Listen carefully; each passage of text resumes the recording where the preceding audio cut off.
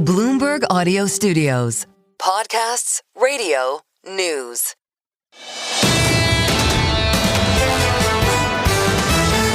This is the Bloomberg Surveillance Podcast. Catch us live weekdays at 7 a.m. Eastern on Apple CarPlay or Android Auto with the Bloomberg Business app. Listen on demand wherever you get your podcasts or watch us live on YouTube. Dominic Konstam with a holistic view on the economy. Your note is breathtaking, pushing against the gloom. Is a regime of lower rates from within the ambiguity of all those dynamics, is it a positive trend of lower rates or a grim trend of lower rates? Well, I think the idea is the economy is under a transformation, thanks to the policies of the new administration. That transformation involves basically rebalancing away from the consumer, if you like, towards investments and net exports. And what goes with that, actually, first of all, is a weaker real exchange rate, a weaker real effective exchange rate for the dollar. And then as regards interest rates, it's sort of like not necessarily lower or higher. However, it is steeper in terms of real terms, so real rates. So the idea is that in the end, we're going to have a very low real funds rate and a relatively elevated, if you like, long-term real rate. And so when you ask the question, are rates lower, there's a pivot point. And the answer is yes at one end, but not necessarily at the other. I hate you. You sent in a 36-page PowerPoint. It's nothing's changed since you and I were at Jersey at Credit Suisse years ago. What is the distinctive slide in your 36-page PowerPoint? What's the one our listeners and viewers need to hear about? Well, right now, in terms of the evolution of the economic outlook, the main point is that inflation is relatively benign now. And if anything, it could actually go down a little bit more in the next quarter or two. However, there's a lot of risk that inflation actually goes back up again at the end of next year. So the idea is that the Fed has a window to cut rates. So our sort of mantra is cut and raise. The Fed should be cutting rates aggressively. I don't disagree with Stephen Myron. However, they need to be prepared to raise rates at the end of next year, if not in 2027, which sounds a little odd, but that's kind of the nature of rates. Get them down, and you may have to take them back up again. You mentioned Mr. Myron in my conversation with Waller of Bemidji in Washington State. Does Dominic Konstam have a favor to be Fed chairman? Well, I sort of feel risk reward in terms of giving some sort of confidence at the long end sort of favors someone like Kevin Walsh. I would think. I think Hassett would be fine too. I just think some of the ideas that the Fed needs to have a radically different different approach. I'm not sure that that's going to serve the administration very well in terms of long-term interest rates. Let me get one more in here. Isabel's ready to go. The answer is, and Waller was big on British dissent. You've lived the dissent of the United Kingdom. There were fistfights at Cambridge when Konstam was there. Should we have a more fractious Fed dialogue like the Bank of England? Doesn't hurt having friction among the different members. Absolutely not. But at the end of the day, that they need to. I think absolutely they need to retain inflation credibility, and to do that, you probably want a more unified approach around that. Dominic Konstam with us of Mizuho this morning. Here's Isabelle Lee. Isabelle, let's talk about your big thesis: 3% Fed funds rate before Powell's term ends. And that's a bold call, especially when market pricing are still hesitant when it comes to aggressive easing. What's the key catalyst for the Fed to speed things up then? Clearly the balance of risk has shifted in terms of the labor market. And I think the thing that I look at that I'm sort of, I find very compelling is if you look at the unit profit data for corporate America, and this is kind of domestic corporate America. We're not talking about S&P, of which half of it is sort of international. We're talking about domestics. There is absolutely no pricing power for domestics. And you see that in the data, very, very little. And that means that all all of the cost pressures that come from, say, tariffs, they're being absorbed effectively, and that leads to other forms of cost reduction, which is really in the labor market. So it's all very well to say that, yes, job creation is lower because, of the immigration thing, reversing, etc. But at the end of the day, companies are being obliged to cut unit costs where they can, and that is on the labor side. And the risk clearly is that what is currently weaker aggregate hours worked, clearly the risk is they're going to be laid off at some point. And we have Lori Logan floating removing the Fed funds target entirely, and you seem to agree. What's the argument there?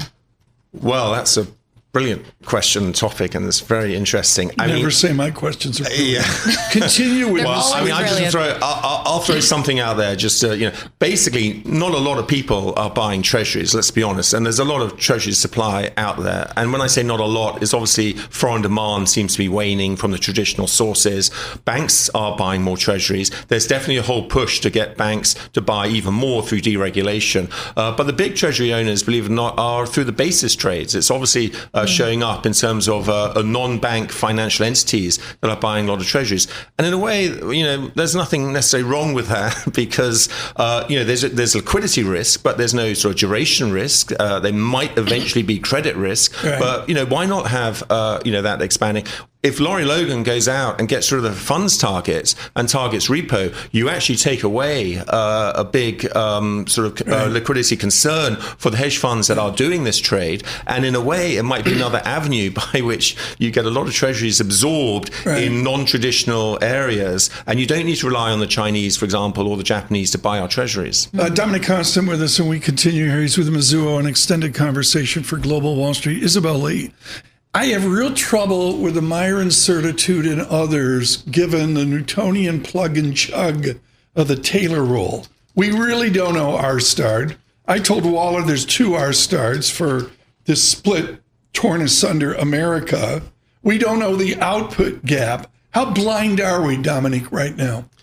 Well, I think we're always fairly blind, but the best way to discover neutral rates is always is the way it's like driving the truck, and you sort of vaguely know the direction, you know the speed, and you think you're going to know where it's going to end up, and if it doesn't, you recalibrate. That's how our star is basically calculated. So basically, if you cut rates down to say 2% instead of leaving them around 3 or 3.5, then you'll know whether the neutral rate is substantially higher after the event. But it's a little bit hit and miss, but you can always raise rates if you need to, and that's kind of how I would see it. So the balance of risk kind of tells you should do more. And then let's be honest, there's another side to the interest rate story, which isn't just about calibrating interest rates perfectly for the labor market or even inflation. There is a side of this rather nasty sort of debt service sort of spiral with the deficit. You are obligated to some extent to say, look, have shorter rates and let's maybe finance more. Can I go mathy?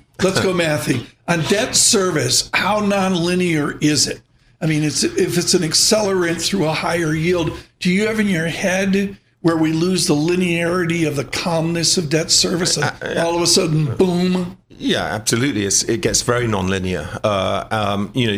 Take Japan. I mean, Japan has short rates in 30 years' time that are like 6%. I mean, that's crazy. I mean, they blow themselves up completely if that were to be realized, and that's in the forward markets. You take countries like France. I mean, they have big issues at the moment. The US does not. The US is not quite as bad as that, but it could be as bad as that if it's not careful. So it must get on top of the debt service, especially if it's finding it too hard to cut the deficit in other ways. What about when it comes to tariffs? Your read seems to be that tariffs are being absorbed quietly for now. We have profit margins weakening, but prices staying benign. What will happen, though, when consumers run out of purchasing power? So, well, first of all, I mean, consumers obviously have taken a bit of a hit on tariffs. I mean, clearly consumption's running a few $100 billion below, let's say, trend, but not nearly enough to be pushed into recession. One thing to bear in mind is we've only really had half of the potential tariffs we might get. The China truce is extremely important, and if it continues, then that's the sort of good thing from that perspective. So I think the main thing, though, is really that profit margins are so large in the US, in the domestic, US sort of economy, they were large from COVID because of egregious sort of, pricing power, if you like, that companies were able to sort of extract, really because of the fiscal stimulus. And in a funny way, what the tariffs are doing is by forcing these companies to absorb them rather than pass them on to consumers, it's really the federal government taking the money back that they indirectly gave to corporate America via the consumer and that egregious pricing. So there's a nice sort of holistic world that's going on, and that's why we don't actually think we'll go into recession, even though obviously with the risks of the labour market we can perhaps avoid it. Dominic Konstam, Mizuho, we continue with him. Thrilled that he could join us today. Working with Steve Ricciotto, surviving Steve Ricciotto's brilliant dissection of American GDP on a daily basis. We welcome all of you worldwide, particularly global Wall Street and India, in America, and the Pacific Rim, and the continent, of course, as well. I want to go back to the transfixedness of your work with Ira at Credit Suisse years ago. And you guys owned the chart of how Wall Street was so wrong, modeling out higher rates. It's going to happen. These little we had a time series, folks, with little feathers of how wrong we are right now. What does that chart look like right now? What is the bet on Wall Street that once again will be wrong? Well, the current bet on Wall Street is that the Fed is cutting, but it's cutting, let's say, relatively slowly and doesn't really get to a terminal rate of 3% or so until the second half next year. So where we think the risk reward there is that the Fed does end up cutting more aggressively, and you bring that forward. So you basically sort of have a sort of more aggressive, if you like, flattening out of the forward short rates. But then where it kind of gets, I would argue, wrong again, is when you get into 2027, where you have an unusual sort of almost a flat lining of the funds rates. Like once they come down, they stay down. So not only do they not come down far enough, but the very fact that they're staying down for that prolonged period seems to me incorrect. Are you suggesting that we need to get away from 2.0% target and that we're going to have a new central bank regime in 27, 28, 29, which is a new set higher?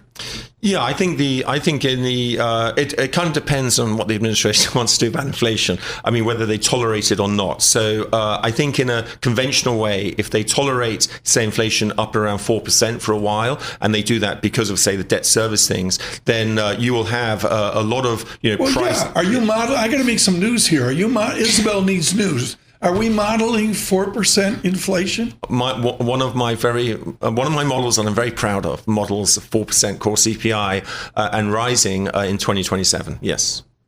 Wow, that's a headline for me there. Yeah.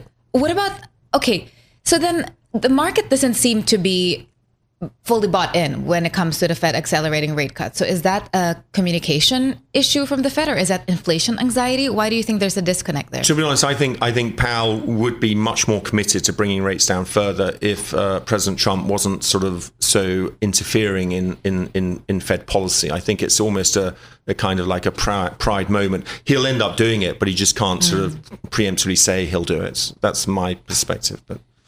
And the shutdowns market impact is usually limited, but you say that this time might be different. Why is that? Well, I mean, shutdowns are limited if they're short, but if they're at long, then it does impact consumption. What is long? At least a month, and the shutdown is approaching that. And I think if it goes even longer than that, obviously you're going to see consumer spending take a hit. And we model that relative to consumption trends before the shutdown and then afterwards. So clearly there is some impact. Yeah. Absolutely. Dominic Konstam on AI. They say it's outside your remit. I don't buy it for a moment. I mean, we got Thaler coming in here coming up here in 30 minutes, 20 minutes. The laureate from Chicago on the behavior of the structure. Fine. Dominic Konstam on AI and the overlay to productivity, which we're not going to know for 3, 4, 5, 10 years. Yeah, well, I'm a big fan of the productivity sort of miracle stories, through the trends. Absolutely, I think AI is a massive positive for productivity, and it's going to go hand in hand with very little labor input, which we're kind of already seeing. So when I look at the GDP, I look at the expenditure side, let's say, and all that kind of translates into higher productivity, because of the underlying thing in AI. Anecdotally, when I talk to our clients, basically, especially in the real money hedge fund community, more and more are saying they're obviously using AI and they're not hiring graduates in the way that they did before. That's a really big impact in our business. I mean, I look at Mizuho and what you're building over there. You pick up Jordan. This is like picking up some baseball player. You pick up Jordan Rochester in foreign exchange. You and Risciuto have to battle over nominal GDP. Are you guys all on the same page, given a 4% Konstam call? We all always agree. It's amazing. Yeah. Oh, please. I mean, it's really a hell of a team you put together there. Yeah, but I think the diversity of opinion is good. I mean, it challenges each of us to sort of go back and rethink and refine our arguments. What's your future for your United Kingdom? I can't glean it reading the papers. Yeah, I mean, it's always it's a little. I think the future is my old schoolmate Nigel Farage becomes prime minister. I think it's a little bit like the same as in France with with the Front National. The populism is it can't be held back for too long, and it's really a dysfunction of the established parties. I mean, the Labour Party never really it never had a massive popular vote in the first place, but unfortunately it's made a lot of missteps, and it's hard to see how they're going to keep out that the Reform Party. If Mr. Farage calls on his old classmate, will you look to serve as Chancellor of the Exchequer? Of course I would. Thank you, Dominic Konstam with us, Mizuho. Stay with us. More from Bloomberg Surveillance coming up after this.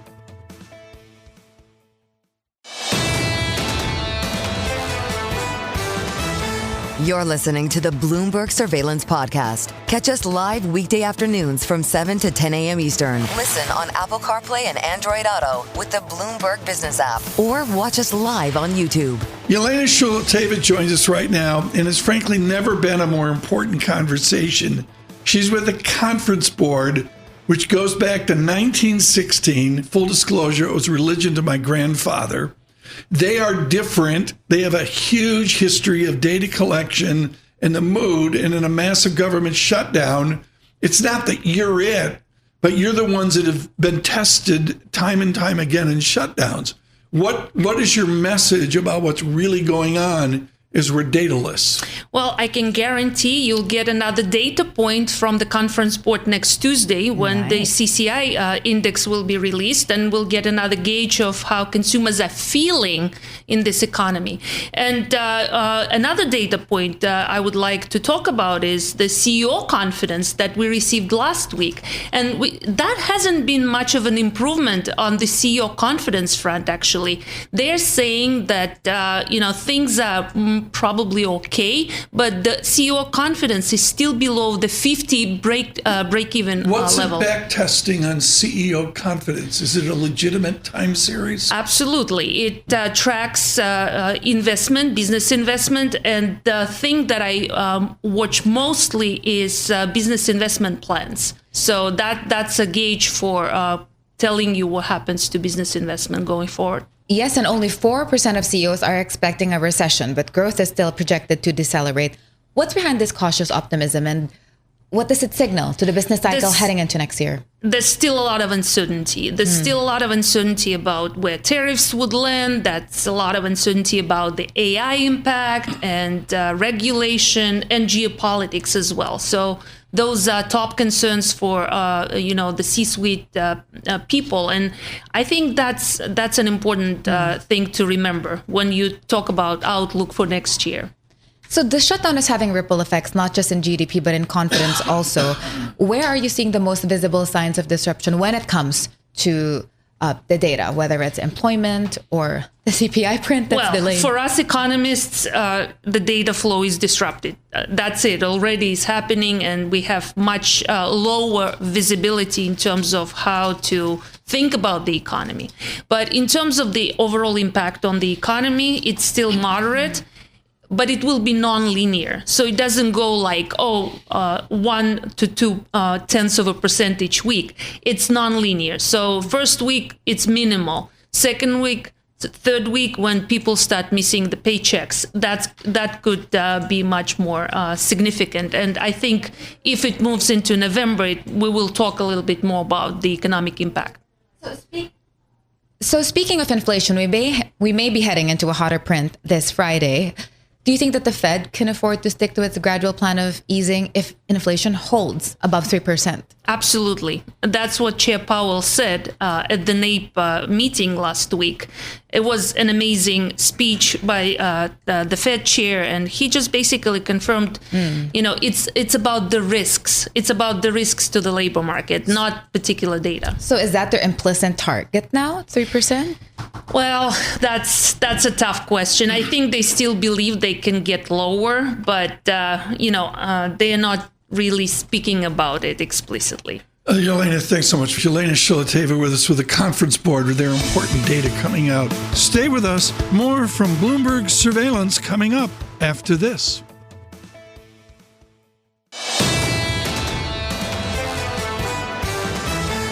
This is the Bloomberg Surveillance Podcast. Listen live each weekday starting at 7 a.m. Eastern on Apple CarPlay and Android Auto with the Bloomberg Business app. You can also listen live on Amazon Alexa from our flagship New York station. Just say, Alexa, play Bloomberg 1130. Joining us now, Rohit Goel. We didn't do enough on this last week. The International Monetary Fund with their meetings and all the different work. I look at the Green Book, the Global Financial Stability Report. It's 126 dense pages of really PhD level thinking about where are we. Rohit's gone beyond that, and he joins us now on our instabilities maybe within the calm. Rohit, what do you think of our global financial stability right now? Hey, Tom. Thank you so much for having me. It's a pleasure. And no, look, I've done the Global Financial Stability Report for almost a decade now, and you sort of get tuned to looking at the left tail of the distribution and what can go wrong throughout. But where we are right now, I think things are going pretty decently well. The big question is that, and the perfect example are these IMF meetings that ended last week. When you went to them 6 months ago, it was all about despondence, that, there is a tariff shock and everything is going to get ripped at the seams. Now it's all about resilience, that global economy has outperformed expectations, global markets have outperformed expectations, and not just US, pretty broad-based. So from that perspective, things seem to be going pretty well at the margin.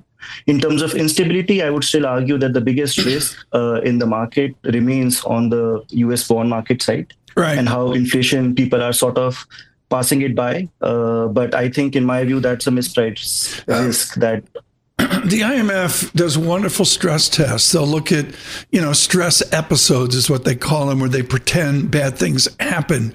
Are we prepared, Rohit, right now within global Wall Street for the next marginal stress? I think to a great extent, I would argue, yes. The issue is that the unknown is something which nobody gets prepared for, right? But the other stress tests which we saw in terms of the banking crisis, in terms of the regional banks getting an issue or any stress in the treasury bond market, I think from that perspective, the Fed and the policymakers are pretty prepared. The issue is more of a self-goal, that cutting rates at a time when the inflation is sort of picking up cyclically can take people by a surprise. And that, I think, can be a source of an issue. So you spoke with over 20 finance ministers, which is a real pulse check. And one of your big takeaways was that trade is moving beyond the US and fast. What are the countries doing to reapply supply chains? And why do you think investors need to take that shift seriously? No, I think, look, and this has been a fascinating stat. If you look at since 2016, which was Trump's first term, 90% of countries have seen an increase in trade to GDP. US is one of the only major countries which have seen a decline in trade to GDP. And 4 of the fastest growing trade corridors are outside of US. So while we do make a big deal out of the US tariff situation, the reality being that other countries have been preparing for this event for a while now. And especially when you talk to all these policymakers, as you mentioned, I met almost 20 finance ministers last week. And the big picture feedback was that, look, US is extremely important for us and it's impossible to sidetrack it. But at the same time, US is just 15% of global imports. There is a big world outside of US that we need to partner with. And now, especially now, we are in a transactional world, we need to be a bit more mindful of. So when you go from Europe, emerging markets, everyone is signing more free trade deals. Everyone is trying to diversify their export base in terms of partners as well as products. I think that's a welcome development. Rohit Goel with us. Thrilled to have him with us with Breakout Partners on our Bloomberg podcast. What a successful experiment it's been. Thank you for listening on YouTube. Subscribe to Bloomberg Podcasts out at YouTube. And we say good morning in Rohit's India, where we've had just huge success. Rohit, I want to do an audible here. State to me the new Modi capitalism of India. Explain to me 2026 for the animal spirit of India. No, I think it's going to be the same old that, look, we have fixed a lot of the historical issues. Now we have a big bad wolf in terms of President Trump, and Modi is the one who is trying to safeguard the interest of Indian farmers and Indian sort of domestic houses. And we got to stay the course if we want to make India great again. Let's stick with the region. What about China? You mentioned that China was surprisingly absent from discussions. Given its central role in global trade, what do you make of the silence? No, I think that was for me the biggest shock, that one would imagine that the US-China issues and China in particular would be a very big focus, but honestly, not really. And I think there are a couple of reasons. One being most of the investors have priced in that the US-China skirmishes will continue for the time being. There will be escalation. Most of it is posturing, will revert back some of it. So from that perspective, it's going to be a slow and steady negotiation between US and China. And we are in that segment of the Nash equilibrium that we don't want to be in the lose-lose situation. I think both US and China realize that. Right.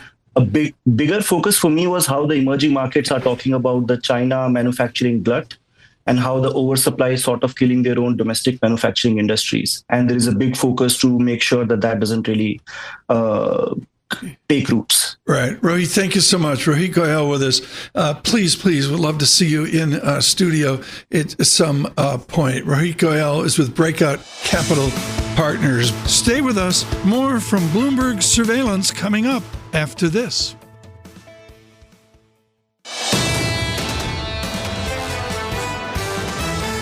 This is the Bloomberg Surveillance Podcast. Listen live each weekday starting at 7 a.m. Eastern on Apple CarPlay and Android Auto with the Bloomberg Business app. You can also listen live on Amazon Alexa from our flagship New York station. Just say, Alexa, play Bloomberg 1130.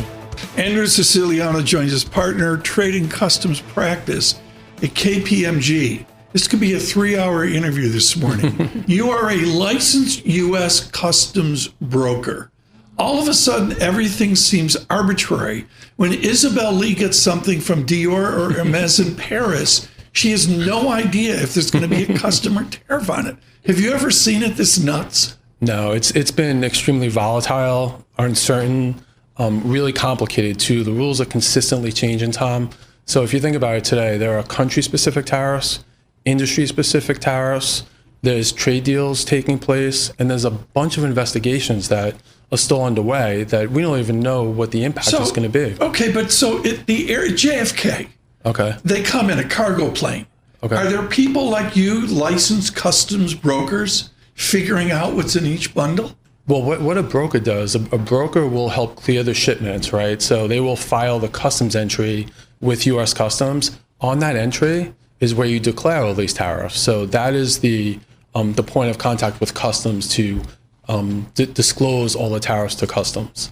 So the U.S. has racked up some $80 billion in tariff revenue this year. That's more than double the last year. And it looks good on the revenue side. But how are businesses and consumers actually absorbing this, the cost on the ground? And based on your perch, are they worried or what's happening? It's a great question. It really varies. There's no single answer. There are situations where prices are going up. People see it, right? There are those scenarios. But there's also market conditions that are driving prices not to go up. And there's also supplier and importer absorption, where there's negotiations happening where they're absorbing the tariffs. And also companies are looking for ways to mitigate and move their supply chains to avoid the tariffs. Yeah. Right. Tell me about the de minimis rule. I mean, it's driving everybody 100% nuts. Yeah. So the de minimis rule many years ago was like $200. And the whole point of it was, when you have these small parcel shipments, why do we want customs entries for every single small shipment? And then when the amount raised to $800, you had companies taking advantage of it. Putting warehouses in Mexico and in Canada and shipping into the US. So a lot of US companies were at a disadvantage and lobbied against it. So Right now, it's causing a lot of turmoil because companies that were relying on that e-commerce benefit are no Okay, longer so getting just it. lower from 800 to pick a number. It's zero now. that- Customs entry is required for those shipments. I mean, there's different types of entries, but the de minimis rule no longer exists. So we're clearly at an inflection point in Yes. global trade. You call this a turning point and noted that companies who treat the disruption as strategy could come out ahead. What does that look like in practice, though? Because, maybe what if I'm a small business and I got myself used to the $800 minimum, right? So when the new tariffs were initially announced, it was everyone was in mitigation mode, reacting to the tariffs. Yes. There was also uncertainty. We didn't know if they were going to last, so they were just looking for the low-hanging fruit opportunities. But now we're beyond mitigation. Companies are rewiring their supply chains. They're looking at tax and trade planning opportunities. They are looking at technology and data and AI to do scenario planning, modeling. We have a tool at KPMG that does that for our clients. Right. They're also looking at operating models. The customs function for years was operational. It was a border tax, clear the goods. Now they're looking at the overall structure. And this is Siciliano with us. We're going to get one more in here. I'm very remiss on this. I got a nasty letter from the government of Mexico. Thank you for listening every morning in Mexico City. Really honored. And we don't do enough on agriculture. How do we do it on tariffs of tomatoes, of avocados, of bananas that I think we can't grow in America? Am I right on that, Isabelle? that I don't know. I have to ask ChatGPT. Okay, how are we doing on agriculture tariffs? Is it like coming? Well, there are tariffs for Mexico and Canada, punitive tariffs under the IEPA, which, as you know, the Supreme Court case is going to rule on soon. But there are also exceptions. If a good qualifies under the USMCA, they avoid that tariff. So right now, if you meet USMCA, you could avoid the tariff. What's a single summation of your KPMG study on this headache of tariffs? It's volatile. There's lots of disruption, and companies need to be agile and flexible and manage through it. You can't avoid the pain. You have to manage it. I got 8 more questions. Come back. Amy Siciliano, thank you so much. This is the Bloomberg Surveillance Podcast, available on Apple, Spotify, and anywhere else you get your podcasts. Listen live each weekday, 7 to 10 a.m. Eastern on Bloomberg.com, the iHeartRadio app, TuneIn, and the Bloomberg Business app. You can also watch us live every weekday on YouTube and always on the Bloomberg Terminal.